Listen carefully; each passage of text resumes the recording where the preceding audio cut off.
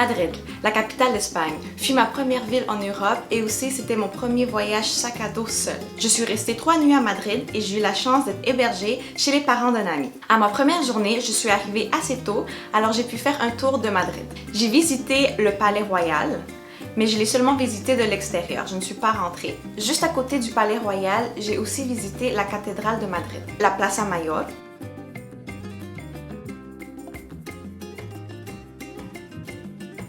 Le temple des dévotes fut un cadeau donné par l'Égypte à l'Espagne en 1968. J'ai mangé aussi mes premiers churros con chocolate. Il y a d'autres endroits touristiques aussi à visiter comme le parc El Retiro. Et pour les fans du Real Madrid, bien sûr, il y a le stade de Santiago Bernabéu.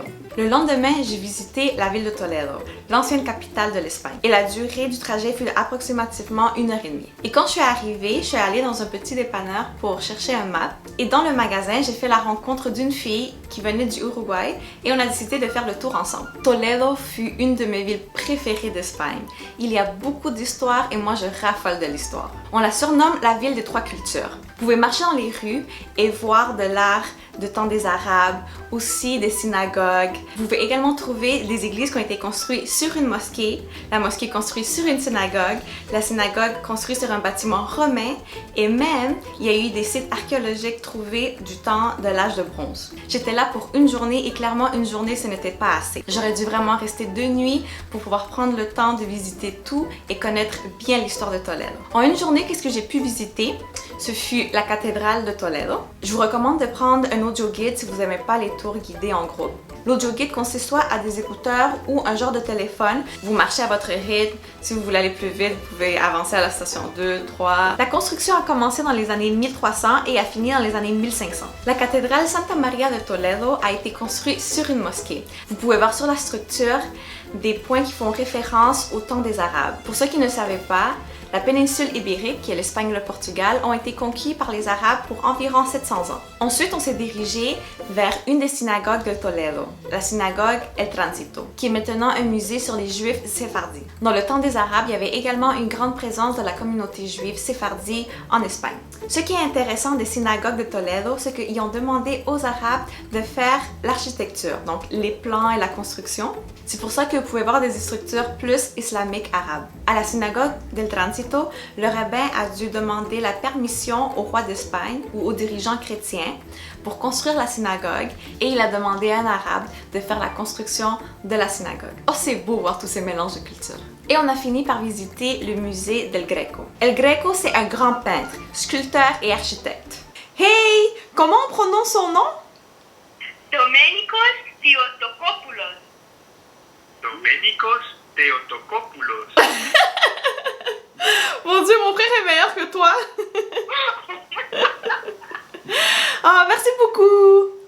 Bienvenue. Bienvenue. On lui a donné le nom El Greco qui signifie le grec en espagnol car il est né sur l'île de Crète qui appartient à la Grèce maintenant car dans ce temps-là, ça appartenait au royaume de Venise. Il est né en 1541 et en 1577, il décide de venir vivre à Toledo et il reste là jusqu'à la fin de ses jours. Je dois avouer que je connais pas beaucoup en art et quand je vois un tableau qui a une ligne bleue, une ligne jaune, puis qu'il y a un message qui est derrière ce tableau, je suis pas capable de comprendre c'est quoi le message qui est derrière le tableau. L'art abstrait, c'est vraiment pas mon fort. Toutefois, ce musée fut très intéressant, surtout qu'on a décidé de prendre un guide. J'ai appris beaucoup de choses et comment distinguer ses peintures des autres artistes. Il a vraiment une manière particulière de travailler avec les pinceaux. Ce peintre est très reconnu en Espagne et il a fait beaucoup de toiles. Une autre petite activité que j'ai réussi à faire fut la tyrolienne.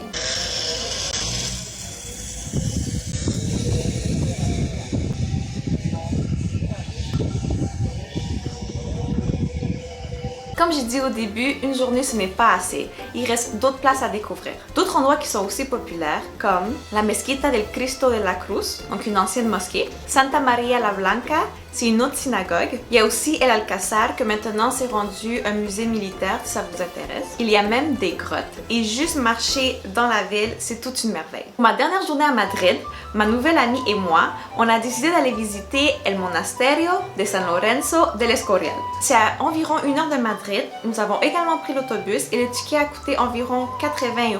Le monastère de l'Escorial fut construit au milieu des années 1500 par le roi Philippe II d'Espagne. Ça a pris 21 ans pour que ça soit complété. Malheureusement, nous n'avions pas le droit de prendre des photos ou filmer à l'intérieur. Je suis vraiment contente d'avoir visité cet endroit car il y a aussi beaucoup d'histoire. Et le guide qu'on a eu, il était aussi passionné que moi de l'histoire.